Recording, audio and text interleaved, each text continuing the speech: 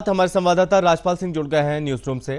तो राजपाल, यहां पर प्रदर्शन लगातार जारी है बीजेपी का और तमाम कार्यकर्ता जयपुर ही नहीं बल्कि पूरे प्रदेश भर में जगह जगह प्रदर्शन चल रहा है। पूरा मामला क्या है?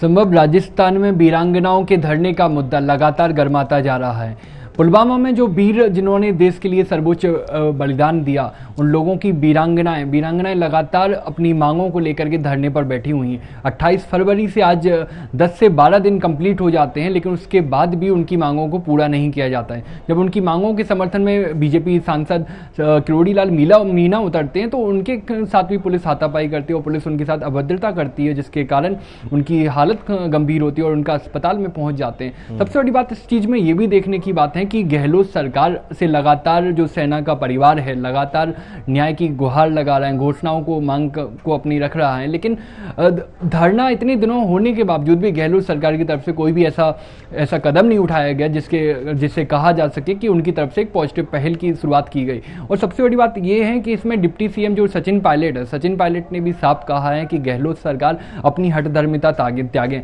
गहलोत सरकार, उन्होंने साफ शब्दों में कहा कि गहलोत जी ईगो को अपने साइड में रखें और बात मांगे मानना या ना मानना ये अलग विषय है, कम से कम मांगों को सुने। तो जब सचिन पायलट जो उनके ही पार्टी के नेता जब वो ऐसी बातें रखते हैं तो उसके बाद में बीजेपी को जाहिर सी बात है कि वजन मिलना लाजमी हो जाता है। लेकिन इतनी बड़ी बात, इतना अलग अलग जगहों पे प्रदर्शन हो रहे हैं, जयपुर में घेराव किया जाता है, खुद सचिन पायलट के घर के बाहर घेराव किया जाता है, लेकिन उसके बावजूद कांग्रेस पार्टी और ना कांग्रेस पार्टी का शीर्ष नेतृत्व कहें या फिर प्रदेश के शीर्ष नेतृत्व की बात करें तो कोई भी ऐसा सामने से नहीं आता जो सेना के परिवार को समर्थन मिलता हुआ दिखाई दे।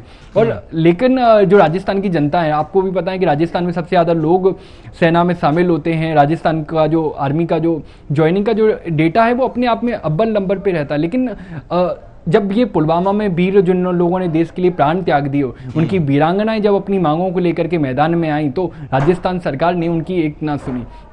हालांकि कुछ मांगों को माना गया, लेकिन परिवार कह रहा है कि जो वादे उस समय किए गए थे वो वादे अभी तक क्यों पूरे नहीं किए गए। तो ऐसे सवाल राजस्थान सरकार पर लगातार उठ रहे हैं, जिनका जवाब अभी तक राजस्थान के सीएम ने नहीं दिया है। हालांकि 8 तारीख को सीएम ट्वीट करते हैं, लेकिन ट्वीट के बाद में सीएम ये कहते हैं कि हमने कुछ मांगे मान ली गई, कुछ मांगे माननी जाएंगी।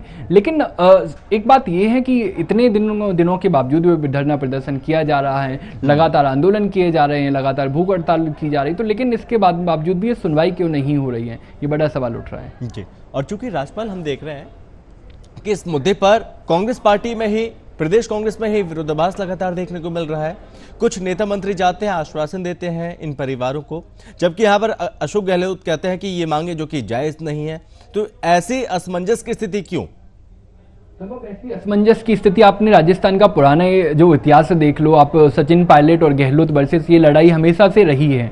तो इस मुद्दे पर भी राजस्थान में कांग्रेस दो फाट नजर आ रही है। एक सचिन पायलट का खेमा है जो सचिन पायलट गहलोत को कहते हैं कि उन्हें कम से कम मांगों को सुनना तो चाहिए, लेकिन जब पायलट के घर के बाहर जब प्रदर्शन किया जाता तो पायलट कहाँ सुनते हैं। तो आरोप प्रत्यारोप की राजनीति आपस में मुख्यमंत्री और उप मुख्यमंत्री एक दूसरे पर कर रहे हैं और दूसरे मंत्री भी आश्वासन दे देते कि हम ये बातें मांगे मान लेते, लेकिन मांगे नहीं मानी जाती हैं। तो अपने आप में ये एक उनका क्लियर एजेंडा नहीं है कि वो मांगे सेना के परिवार के साथ में है या सेना के परिवार की मांगों को वो नहीं मानने वाले हैं। जी चलिए राजपाल, बहुत धन्यवाद आपका ज्यादा जानकारी के लिए।